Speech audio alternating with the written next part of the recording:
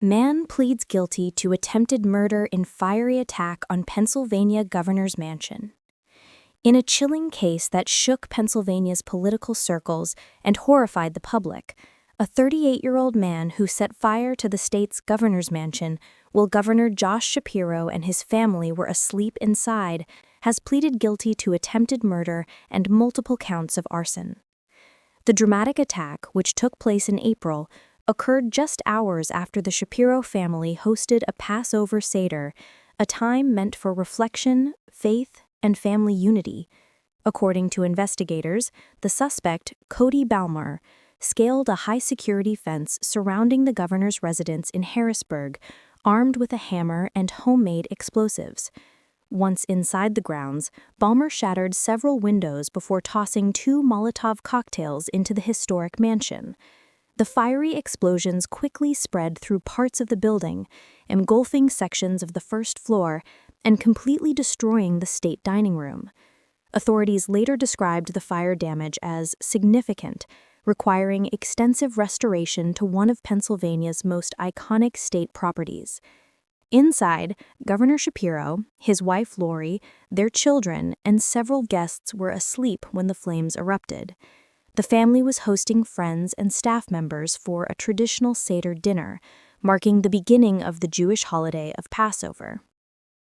"It's hard for me to even say the words attempted murder when it's about your own life," Shapiro said during an emotional press conference following Tuesday's court hearing.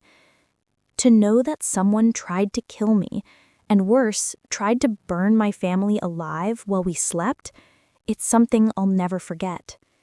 Shapiro added that his children have struggled with fear and anxiety since the attack, especially at night. "We've spent months helping them feel safe again in our home," his wife Lori shared, standing beside him. "You never imagined something like this could happen to your family, especially in the place you should feel most protected."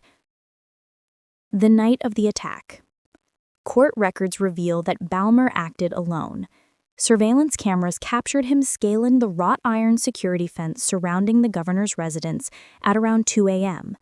Once inside, he broke multiple windows with a hammer and threw the incendiary devices inside before fleeing briefly from the scene. Moments later, in a shocking twist, Balmer called 911 himself. During the call, he reportedly made references to the military actions of the State of Israel in Gaza, claiming his actions were a form of protest. Investigators said Balmer also expressed hatred toward Governor Shapiro, who is Jewish, and told authorities he had planned to attack him with the hammer if they had come face to face. Responding state troopers and local firefighters arrived within minutes, containing the blaze before it could spread to the upper floors where the governor's family was located. Miraculously, no one was injured. "This could easily have been a mass tragedy," said Dauphin County District Attorney Fran Chardo. "If not for the quick response from security personnel and first responders, the governor and his family might not be alive today." Court proceedings and sentence. Balmer was charged with attempted murder, aggravated arson, 22 counts of arson, burglary, and a range of related offenses. In Dauphin County Court on Tuesday, he pleaded guilty to all major charges. Judge Deborah Curcillo sentenced him to 25 to 50 years in state prison with no eligibility for parole until at least 2050. During sentencing, prosecutors emphasized the deliberate and premeditated nature of the attack. "This was not a spontaneous act of rage," said Assistant District Attorney Jennifer Summers.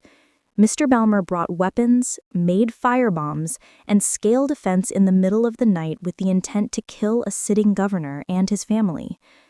Defense attorneys did not dispute the facts of the case, but noted that Balmer has long struggled with mental illness.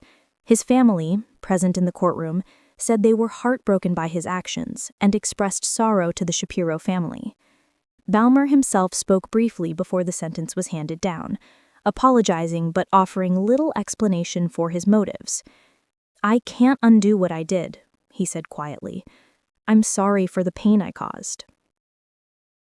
A deeply personal aftermath. For Governor Shapiro, the attack hit close to home both literally and symbolically.